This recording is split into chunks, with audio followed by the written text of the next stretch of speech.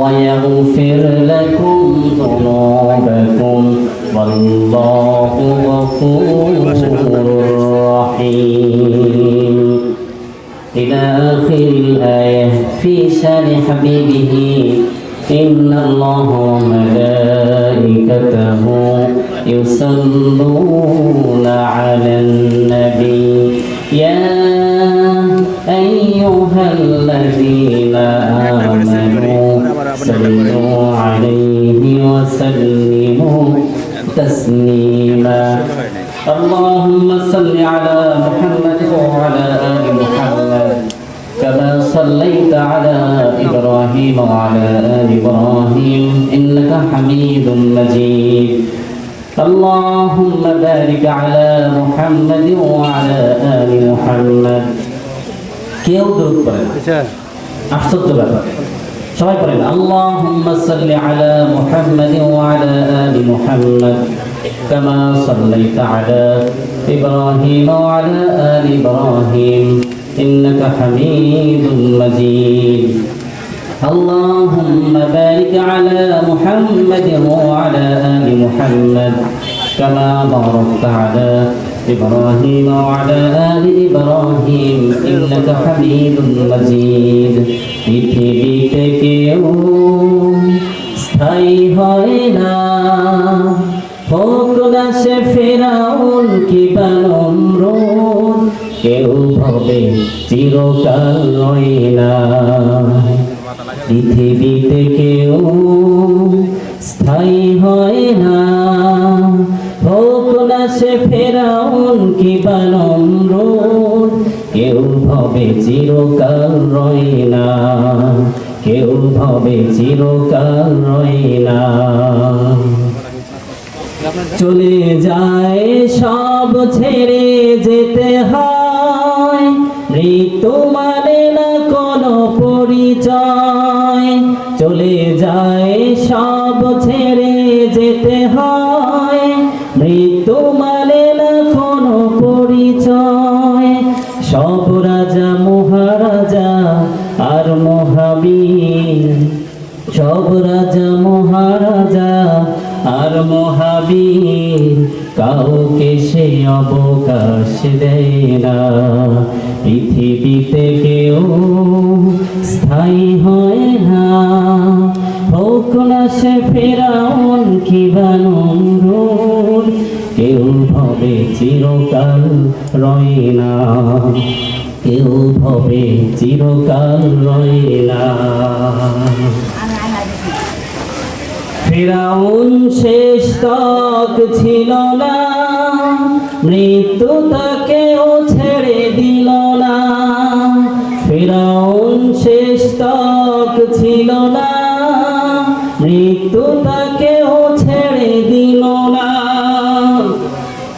থেকে গেছে তার সব স্মৃতিচিহ্ন, থেকে গেছে তার সব স্মৃতিচিহ্ন, কেউ আজ তার কথা কয় না। পৃথিবীতে কেউ স্থায়ী হয় না, হোক না সে ফেরাউন কিংবা নমরুদ, কেউ হবে চিরকাল রয় না, কেউ হবে চিরকাল রয় না, কেউ হবে চিরকাল রয় না। মারহাবা, একটা আওয়াজ করে পড়েন মারহাবা। এটা একটা পোস্টার নাই, শামসুল উলুম কারিমিয়া মাদ্রাসার উদ্যোগে আজকের এই দ্বিতীয় বার্ষিক ওয়াজ মাহফিলের সম্মানিত স্বনামধন্য সভাপতি সাহেব, আমন্ত্রিত হযরত উলামায়ে কেরাম, মুরব্বিয়ানে আযম, বিভিন্ন মসজিদ থেকে আগত আইম্মাই মাসাজিদ ও ফুকাহাই মাসাজিদ মুকাররম উলামা, বিভিন্ন শিক্ষাঙ্গন থেকে আগত জাতির শ্রেষ্ঠ সন্তান, সম্মানিত শিক্ষক মণ্ডলী, সেরে তাজ মাথার মুকুট সমতুল্য মুরব্বী বাবারা, স্নেহের কচিকাচারা, আমার কলিজার টুকরা যুবক ভাইরা, পর্দার অন্তরালে অবস্থানরতা আম্মাজান আয়েশা সিদ্দিকা রাদিয়াল্লাহু আনহা, আম্মাজান খাদিজা আত-তাহিরা রাদিয়াল্লাহু আনহুমা এর উত্তরসূরি আমার শ্রদ্ধেয়া মা এবং বোনেরা, সকলের প্রতি আমার আন্তরিক মোবারকবাদ ব্যক্ত করছি। আহলান ওয়া সাহলান ওয়া মারহাবান বিকুম ফি হাযাল লিকা আত-তাইয়িব আল মুবারাক। আপনারা সবাই কেমন আছেন? এই মাহফিলে আসতে পেরে আপনারা খুশি না বেজার? খুশি পরিমাণে বেশি। একটু আওয়াজ করে পড়তে হবে আল্লাহু আকবার। শুকরিয়াতান কালিমাতুশ শুকুর, আলহামদুলিল্লাহ। রব্বানা লাকাল হামদ হামদান কাসীরান তাইয়িবান মুবারাকান ফীহি ইয়া রাব্বি লাকাল হামদু কামা ইয়ানবাগি লিজালালি ওয়াজহিকা ওয়া আযীমি সুলতানিকা। আমাদেরকে আসার তৌফিক দিয়েছেন কে? আমাদেরকে সুস্থ রাখার মালিক কে? সবসময় প্রশংসা কার? সবসময় প্রশংসা কার? অসুস্থতায়, সুস্থতায়, বিপদ আপদে, সুখে দুঃখে শুকরিয়া আদায় করতে হবে কার? আল্লাহ আমাদের তৌফিক দেন, পড়ে না। সম্মানিত হাজিরিন, সময় যেহেতু একেবারেই কম, মুখতাসার কিছু আলোচনা আপনাদেরকে উপহার দিব। তো আমি আপনাদের খেদমতে সূরা আল ইমরানের সূরাতুল আলে ইমরান 3 নম্বর সূরা, এখান থেকে 31 নম্বর ভার্স আয়াতে কারিমা আপনাদের খেদমতে তিলাওয়াত করেছি। এখান থেকে কিছু আপনাদেরকে উপহার দেব ইনশাআল্লাহ বিইজনিল্লাহ। আল্লাহ পাক আমাদেরকে প্রত্যেকটা কথার উপরে যতগুলো কথা হবে এখান থেকে নিয়ে সন্ধ্যার পরেও আলোচনা হয়েছে, যেসব ভাইরা এখানে আলোচনা করেছেন, আল্লাহ পাক প্রত্যেকটা কথাগুলো স্মৃতিপটে ধারণ করে আমল করবার তৌফিক দান করেন, আমিন। এবং আজকের এই মাহফিলের যিনি সবচেয়ে মধ্যমণি প্রধান মেহমান, আমাদের উস্তাদ সমতুল্য আল্লামা হাসান জামিল দামাত বারাকাতুহু, উনি যথা সময় যথারীতি আমাদের সামনে উপস্থিত হবেন। এর আগ মুহূর্ত পর্যন্ত আমরা অপেক্ষা করবো ইনশাআল্লাহ। আল্লাহ হুজুরকে সহি সালামতে সঠিক সময় যথা সময়ে মাহফিলে আসা তৌফিক দান করেন, আমিন। সকল প্রকার বালা মুসিবত থেকে আল্লাহ হুজুরকে হেফাজত করেন। আর একটা আওয়াজ করে পড়তে হবে, আমিন। এরপরে আমাদের মোবারক ভাই অক্লান্ত পরিশ্রম করে মাদ্রাসাটা দাঁড় করিয়েছেন। আল্লাহ তার খেদমতগুলোকে কবুল করেন। এই মাদ্রাসায় যত ছেলেমেয়েরা পড়াশোনা করেন, আল্লাহ প্রত্যেককেই হাক্কানি আলেম হিসাবে আল্লাহ পাক কবুল করেন, না। মেয়েগুলো যারা পড়ে আল্লাহ পাক প্রত্যেককেই রাবিয়া বসরির মতো কবুল করেন, আম্মা যারা আয়েশা সিদ্দিকার মতো কবুল করেন। আর একটু আওয়াজ করে পড়তে হবে, আমিন। আমি আপনাদের খেদমতে তিলাওয়াত করেছি। রাসূল করিম সাল্লাল্লাহু আলাইহি ওয়াসাল্লাম আমাদেরকে বলছেন আল্লাহর পক্ষ থেকে, কুল নবী হে আপনি বলে দেন, ইন কুনতুম তুহিব্বুনাল্লাহ, যদি তোমরা আমি আল্লাহকে ভালোবাসো, যদি তোমরা আমার আল্লাহকে ভালোবাসো, আমার নবী আমাদেরকে জানাচ্ছেন, কুল নবী হে আপনি বলেন, ইন কুনতুম তুহিব্বুনাল্লাহ ফাত্তাবিউনি, নিজের দিকে জমিতে নিসবত করছেন যে তোমরা তাহলে ফাত্তাবিউনি, আমাকে তোমরা ভালোবাসো। সুবহানাল্লাহ। ভালোবাসার মানে কি? ইত্তেবা করা। ফাত্তাবিউনি, ইত্তেবা করার কথা বলা হয়েছে। এই ইত্তেবার মধ্য দিয়ে ভালোবাসা। রাসূল করিম সাল্লাল্লাহু আলাইহি ওয়াসাল্লামের গোটা জীবনী স্টাডি করে পুঙ্খানুপুঙ্খানুভাবে মেনে চলার নাম হচ্ছে ভালোবাসা। এখানে অনেকে শুধু মোহাম্মত বলে চলে যায়, আসলে ইত্তেবার কথা এসেছে, ভালোবাসার কথাও বলা হয় নাই, কিন্তু ভালোবাসাটাই কথাটা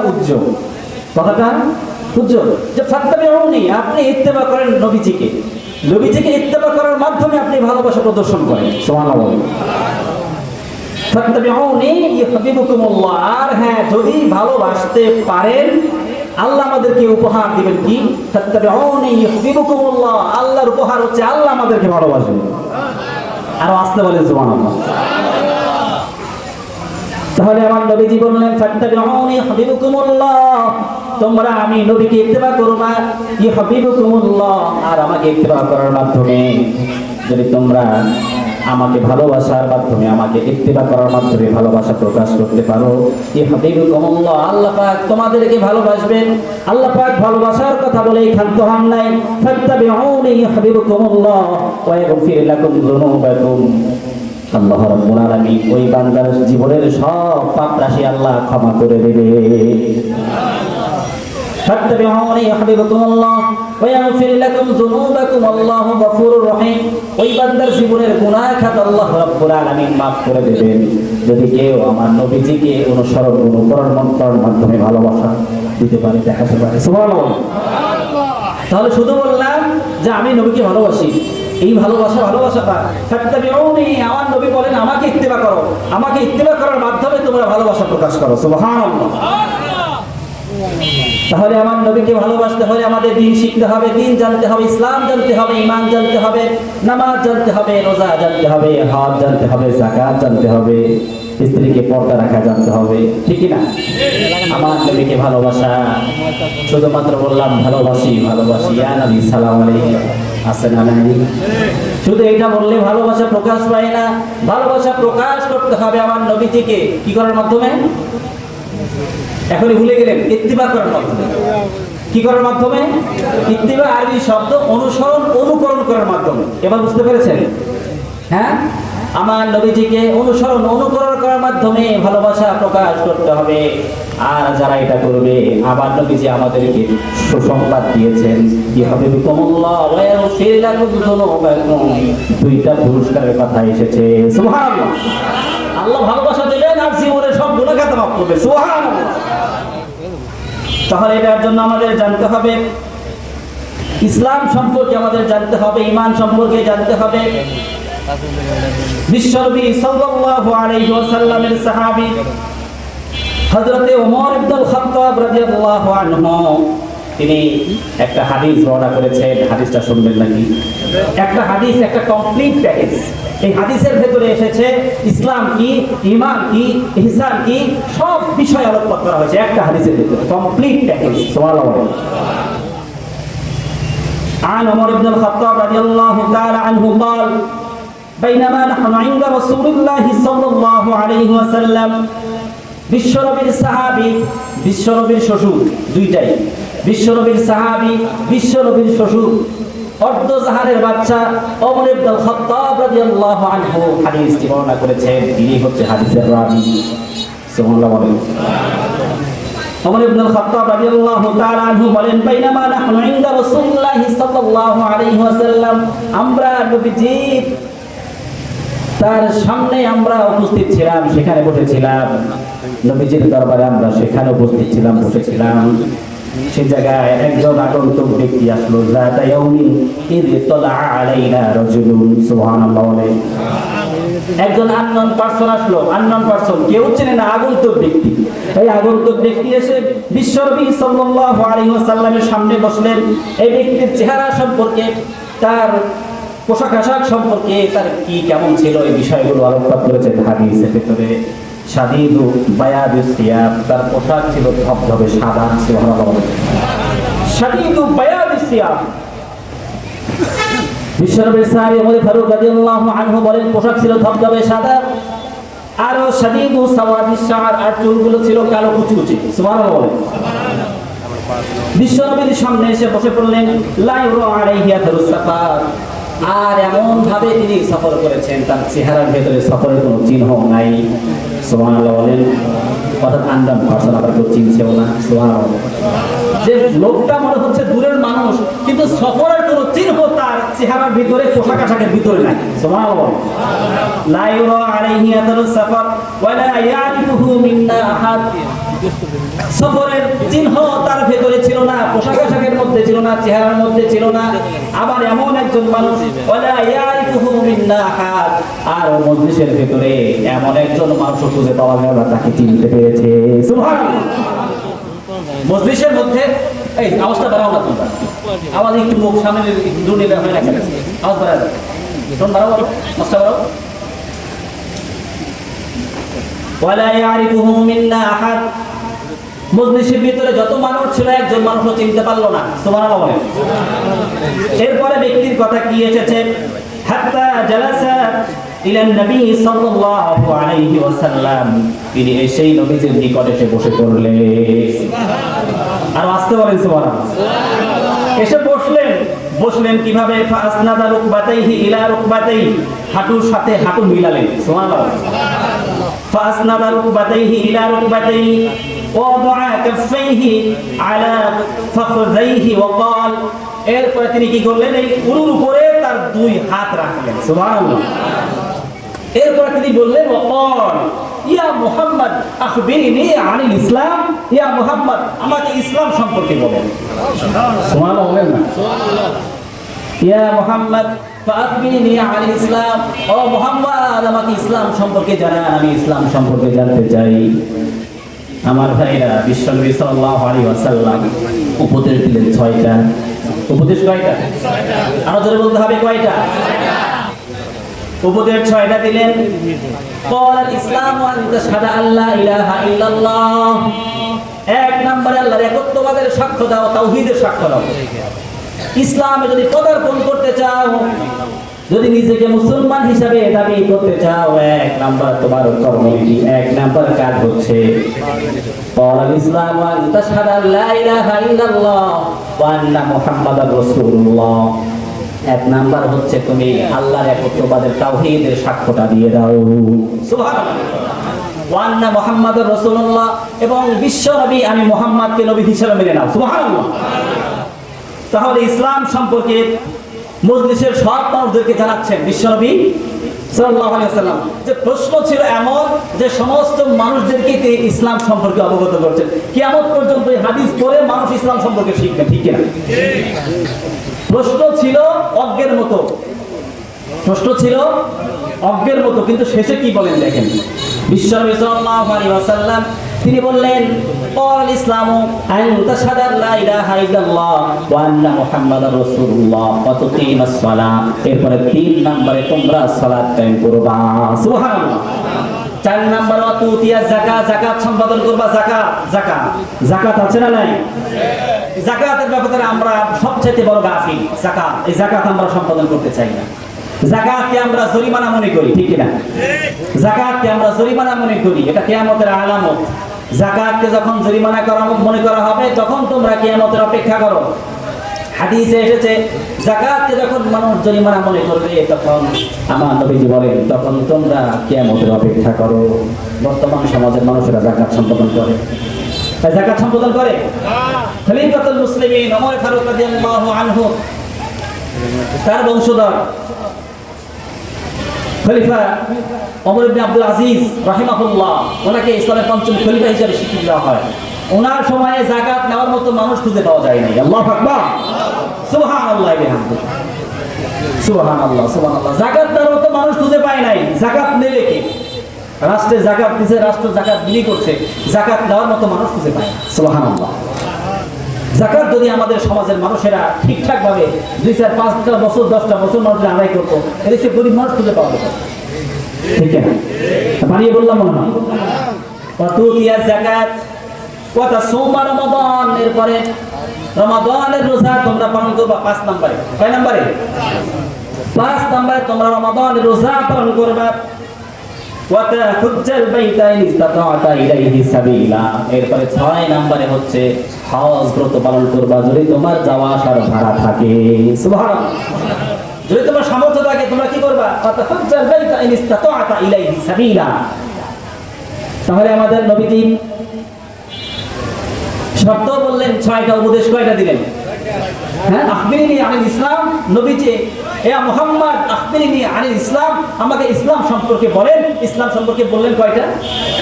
ক্বালাল ইসলামু আন তাশহাদা লা ইলাহা ইল্লাল্লাহ ওয়া আন্না মুহাম্মাদার রাসূলুল্লাহ। 1 নম্বর আল্লাহর তাওহীদের সাক্ষ্য দাও, 2 নম্বর রিসালাতের সাক্ষ্য দাও। সুবহানাল্লাহ। আল্লাহর একত্ববাদের সাক্ষ্য দাও, নবীজিকে মুহাম্মদ বিশ্বনবী সাল্লাল্লাহু আলাইহি ওয়াসাল্লামকে নবী হিসেবে মানো। ওয়া তুকিমাস সালাত, সালাত কায়েম করো। ওয়া তুতিয়াজ যাকাত, যাকাত সম্পাদন করো। ওয়া তাসুমা রমাদান, 4-5 নম্বরে হচ্ছে রমাদানের রোজাগুলো রাখা। 6 নম্বর ওয়া তাহুজ্জাল বাইতা ইন ইসতাতা'তা ইলাইহি সাবিলা, যারা সামর্থ্য আছে সে হজ ব্রত সম্পাদন করবে। সুবহানাল্লাহ। এরপর তিনি বললেন ক্বালা সাদাক্তা, আপনি সত্যি বলেছেন, আপনি সঠিকই বলেছেন। সুবহানাল্লাহ। তো এই কথাটা যখন বললেন যে ক্বালা সাদাক্তা, আপনি সত্য বলেছেন।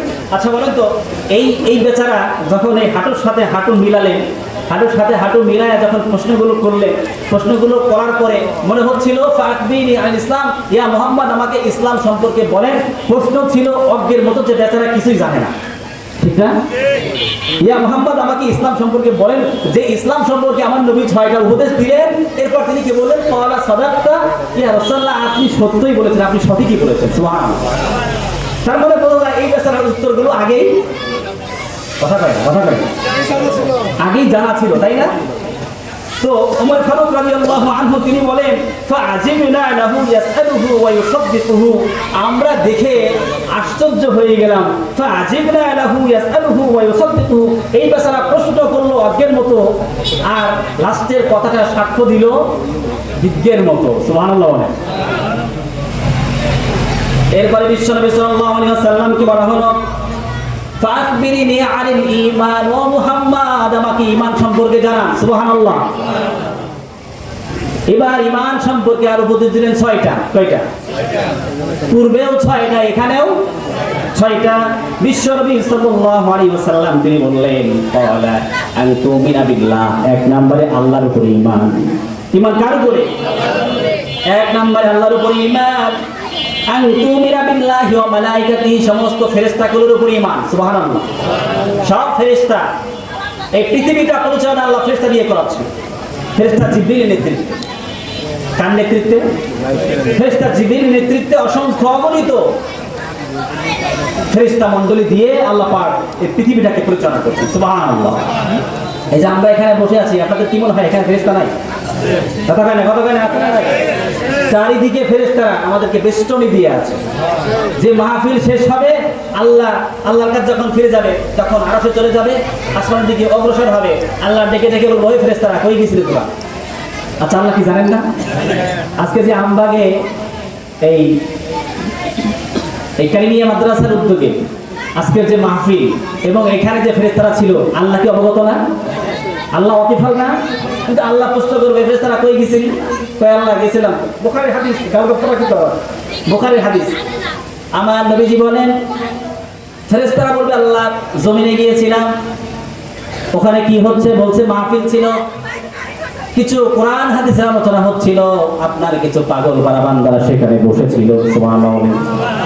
আল্লাহ বলে, ও ফেরেশতারা সেখানে কি কথা হচ্ছিল? আল্লাহর কাছে ডেকে ডেকে ফেরেশতারা বলে, আল্লাহ আপনার বান্দারা জান্নাতের আশা মনে মনে করছিল, আপনার ভয় নিয়ে জান্নাতের আশা করেছিল, আপনার ভয়ে জাহান্নামের ভয় তারা কেঁদেছিল। আল্লাহ বলছে, ও ফেরেশতারা আমার আল্লাহ ডেকে ডেকে বলছে, ও ফেরেশতারা আমার বান্দারা আমার জান্নাত জাহান্নাম দেখেছে কিনা? আল্লাহর কাছে ফেরেশতারা জবাব দেয়, আল্লাহ কখনো দেখে নাই। সুবহানাল্লাহ বলবেন? কখনো দেখে নাই। আল্লাহ বলে, ও ফেরেশতারা আমার বান্দারা জান্নাত জাহান্নাম দেখে নাই, জান্নাত না দেখে জাহান্নামের ভয়ে কান্দে, আর জান্নাত না দেখে জান্নাতের আশা করে, আমি আল্লাহকে না দেখে আমি আল্লাহকে ভয় করেছে। ও ফেরেশতারা তোরা সাক্ষী থাক, আমার বান্দাদের জীবনের গুনাহগুলো মাফ করে দিলাম। শুধু মাফ করাই না, আল্লাহ জান্নাতের সুসংবাদটা দিয়ে দিলেন ফেরেশতাদেরকে, ও ফেরেশতারা তোরা আমার বান্দাদের নামগুলো লিপিবদ্ধ করে রাখ, কিয়ামতের ময়দানে তোরা সাক্ষী দিস, আমার বান্দাদের জীবনের গুনাহগুলো মাফ করে দিয়ে জান্নাতের ফয়সালা করে দিলাম। সুবহানাল্লাহ। তাহলে ফেরেশতারা আছে না নাই? আছে। ফেরেশতারা বেষ্টনী দিয়ে আছেন। আন তুমিনা বিল্লাহি ওয়া মালাইকাতিহি, 2 নাম্বার হচ্ছে মালাইকার উপরে বিশ্বাস, ফেরেশতার উপরে বিশ্বাস। আমাদের আছে না নাই? কুতুবিহি, সমস্ত কিতাবের উপরে বিশ্বাস। এই যে কিতাব, এই কিতাবের নাম কি? এই কিতাবের নাম কি? এই কিতাবে সবকিছু সমাধান আছে না নাই? সমাধান চাও যদি জীবনে মরণে, ফিরে যাও খুঁজে নাও, চোখ রাখো কোরআনে। ঠিক কি না?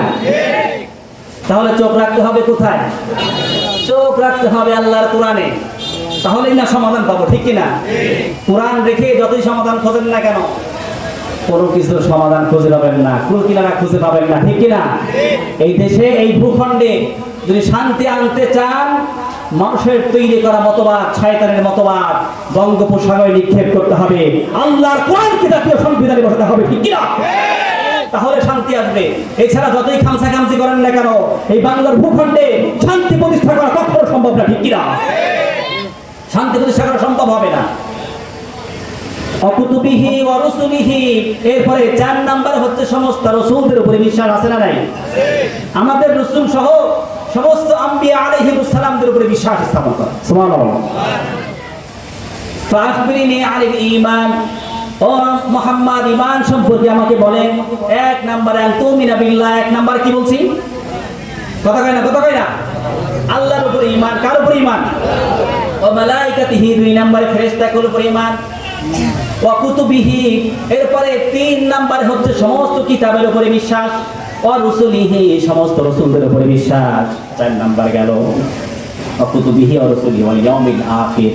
আর 5 নম্বরে হচ্ছে আখিরাতের উপরে, পরকালের উপরে বিশ্বাস। আছে না নাই আমাদের? হ্যাঁ, ওয়াল ইয়াউমিল আখির ওয়া তুমিনা বিল কদরি খাইরিহি ওয়া শাররিহি। 6 নম্বরে হচ্ছে আপনার যে তাকদীর নামক একটা বিষয় আছে, তাকদীর, ভাগ্য। আপনি যতই খামসা করেন না কেন, ভাগ্যে যদি আপনার না থাকে, যতই আপনি চেষ্টা করেন না কেন, ওটা আপনি পাবেন না, ঠিক না? আর যেটা ভাগ্যে আছে আপনার বিনা চেষ্টায় সামনে এসে হাজির হয়ে যাবে, ঠিক না? কিন্তু এর মানে এই না আপনি চেষ্টা করবেন না। চেষ্টা করতে দোষণীয় না, চেষ্টা করতে হবে। আর যেটা আপনার ভাগ্যে নাই, এটা নিয়ে কষ্ট পেয়ে লাভ নাই। আমার নবীজি তাহলে ঈমান সম্পর্কে উপদেশ দিলেন, শর্ত দিলেন কয়টা? আন তুমিনা বিল্লাহ, আল্লাহর উপরে ঈমান, ওয়া মালাইকাতিহি ফেরেশতাগুলোর উপরে ঈমান, ওয়া কুতুবিহি কিতাবের উপরে ঈমান, ওয়া রুসুলিহি এরপরে রাসূলদের উপরে ঈমান, ওয়াল ইয়াউমিল আখির এবং আখিরাতের উপরে, পরকালের উপরে বিশ্বাস। 6 নম্বরে ওয়া তুমিনা বিল কদরি খাইরিহি ওয়া শাররিহি এরপরে আপনার উপরে যে তাকদীর আছে, ভাগ্য আছে, আল্লাহর পক্ষ থেকে কল্যাণ অকল্যাণ সব কিছু দেওয়ার মালিক কে? আল্লাহ। কল্যাণ অকল্যাণ যা কিছু আসুক না কেন আমাদের ধরে নিতে হবে এটা আল্লাহর পক্ষ থেকে এসেছে, ঠিক না? এটা নিয়ে কষ্ট পাওয়ার কিছু নাই। আল্লাহ আমাদেরকে হেদায়েত নসিব করেন। বিশ্বনবী সাল্লাল্লাহু আলাইহি ওয়াসাল্লাম যখন 6টা শর্ত বললেন, তিনি বললেন ক্বালা সাদাক্তা, আপনি সত্যই বলেছেন। আরো ধরে বলেন না সুবহানাল্লাহ। তো সবাই হা করে তাকিয়ে আছে যে ঘটনা কি? এই লোকটা প্রশ্ন করে অজ্ঞের মতো, আর রিপ্লাই দেয় হচ্ছে বিজ্ঞের মতো। সুবহানাল্লাহ। এই বেচারা অজ্ঞের মতো প্রশ্ন করছে আর রিপ্লাই দিচ্ছে কি কিসের মতো? বিজ্ঞের মতো, যে মনে হচ্ছে বেচারা সবকিছু আগে থেকেই জানে। সুবহানাল্লাহ। এরপরে আমার নবীজিকে বলা হলো, ইয়া রাসূলুল্লাহ ক্বালা ফাআখবিরনি আনিল ইহসান, ইয়া রাসূলুল্লাহ আমাকে ইহসান সম্পর্কে বলেন। ইহসান কি? ইহসান আমার নবীজি বিশ্বনবী সাল্লাল্লাহু আলাইহি ওয়াসাল্লাম তিনি বললেন, আন তা'বুদাল্লাহ কাআন্নাকা তারা,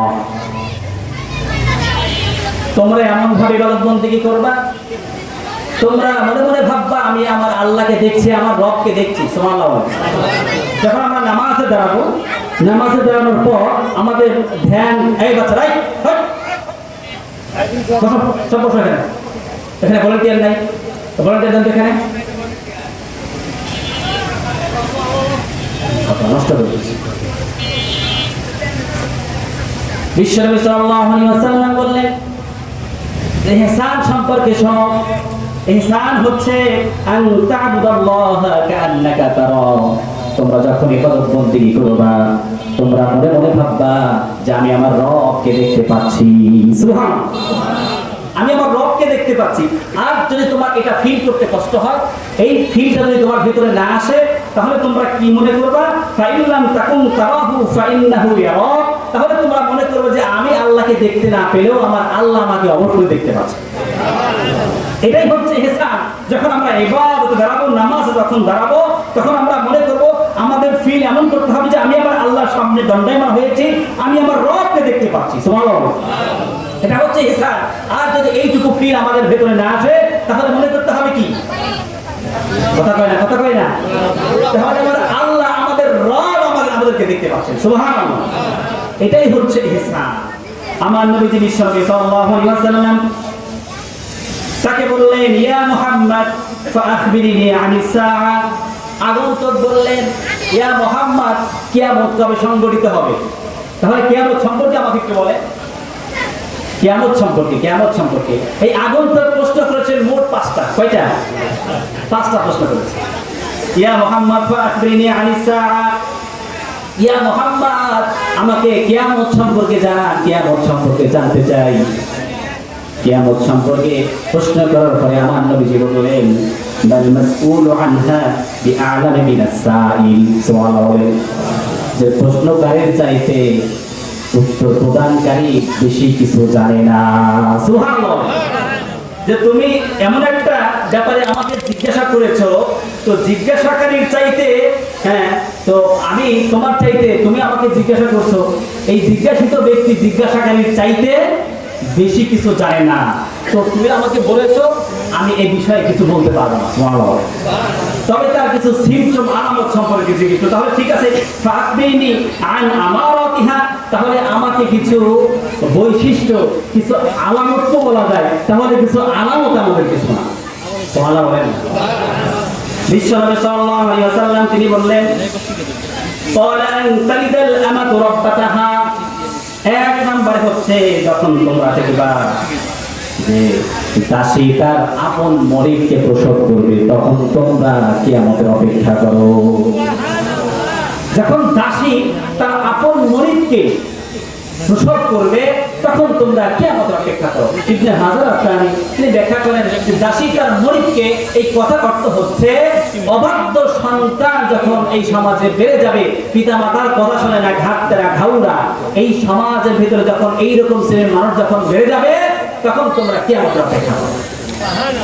অর্থাৎ ওই পিতা মাতাকে দাসীর সঙ্গে তুলনা করা হয়েছে, আর এই অবাধ্য সন্তানদেরকে মালিকের সঙ্গে তুলনা করা হয়েছে। বুঝতে পেরেছেন? যখন তোমরা দেখবা সমাজের ভেতরে যখন পিতামাতার অবাধ্যতা বেড়ে যাবে, তখন তোমরা কিয়ামতের অপেক্ষা করো। সুবহানাল্লাহ। বিশ্বনবী আমাদেরকে এই বিষয়গুলো জানান দিচ্ছেন যে এই সিমটম আলামত যখন তোমরা দেখবা, তখন তোমরা কিয়ামতের অপেক্ষা করো। একটা হাদিসের ভিতরে 13টা আলামত এসেছে। আলামত কয়টা এসেছে? 13টা। এক নম্বর হচ্ছে যখন তোমরা দেখবা যে স্ত্রীদেরকে কাছে টানবে, বুকে টানবে, আর পিতা মাতাকে মাকে দূরে ফেলে দেবে, তখন তোমরা কিয়ামতের অপেক্ষা করো। আল্লাহু আকবার, লিল্লাহি তাকবীর, নারায়ে তাকবীর। বিশেষ মেহমানের আগমন, বিশেষ মেহমানের আগমন। আচ্ছা, দুই করে শেষ দিচ্ছি আমাদেরকে। হ্যাঁ, তাহলে এক নম্বরে যখন তোমরা দেখবা যে স্ত্রীদেরকে কাছে টানবে, বুকে টানবে, আর মাকে মাকে যখন দূরে ফেলবে, তখন তোমরা কিয়ামতের অপেক্ষা করো। এটা মনে হয় সমাজে বিদ্যমান না, কথা কয় না? এটা কি সমাজে বিদ্যমান? আর যখন দেখবা যখন তোমরা দেখবা যে বন্ধু বান্ধব কাছে টানবে আর বাবাকে দূরে ফেলে দেবে, তখন তোমরা কিয়ামতের অপেক্ষা করো। হাদিসের কনসেপ্টে দুইটাই এসেছে, যে যখন দেখবা যে স্ত্রীকে কাছে টানবে, মাকে দূরে ফেলবে, যখন দেখবা যে বন্ধু বান্ধব কাছে টানছে আর বাবাকে দূরে ফেলে দিচ্ছে, তখন তোমরা কিয়ামতের অপেক্ষা করো। অর্থাৎ যখন পিতা মাতার অবাধ্যতা বেড়ে যাবে, তখন তোমরা কিয়ামতের অপেক্ষা করো। আল্লাহু আকবার। সমাজে এটা একেবারে বিদ্যমান। আমার মনে হয় নবী সাল্লাল্লাহু আলাইহি সাল্লাম সেই 1400-1450 বছর আগে এই বর্তমান সমাজের এই প্রেক্ষাপট দেখে দেখে মনে হয় হাদিসটি বলেছিলেন, ঠিক কি না ভাইরা? তো বিশ্বনবী সাল্লাল্লাহু আলাইহি সাল্লাম যে হাদিসটি বর্ণনা করছেন, ওমর ফারুক রাদিয়াল্লাহু আনহু যে ব্যক্তি এসে প্রশ্নগুলো করছিলেন, সেই ব্যক্তি দুনিয়ার কোনো মানুষ না, এ হচ্ছে জিবরিল আমিন। সুবহানাল্লাহ। এইজন্য হাদিসের নামকরণ করা হয়েছে হাদিসে জিবরিল। হাদিসে জিবরিল। তো হাদিসে জিবরিল, এই হাদিসে জিবরিল আমাদেরকে অনেকগুলো মেসেজ দেয়, অনেকগুলো শিক্ষা দেয়, যে একজন মুসলমান হওয়ার শর্তগুলো আমাদেরকে জানান দেয়, ঈমানদার হওয়ার শর্তগুলো আমাদেরকে জানান দেয়, ইবাদতে কিভাবে আমাদেরকে আল্লাহ মনোনিবেশ করতে হবে, কিভাবে করে আমাদের খুদু বাড়াতে হবে, এটা আমাদেরকে সুন্দর করে সন্নিবিষ্ট হয়েছে, সুন্দর করে শিক্ষা আমাদের হাদিসের কনসেপ্টে ফুটে উঠেছে এবং আমাদেরকে শিক্ষা দিয়েছে। সম্মানিত হাজরিন, যেটুকু বলেছি আল্লাহ পাক আমাদের প্রত্যেককে আমল করার তৌফিক দান করেন, আমিন। 6টা শর্ত ইসলামের শর্ত, আর 6টা শর্ত ঈমানের শর্ত, আর আমরা ইহসান সম্পর্কে জেনেছি। যেটুকু জেনেছি প্রত্যেকটা কথার উপরে আমাদের প্রত্যেকটা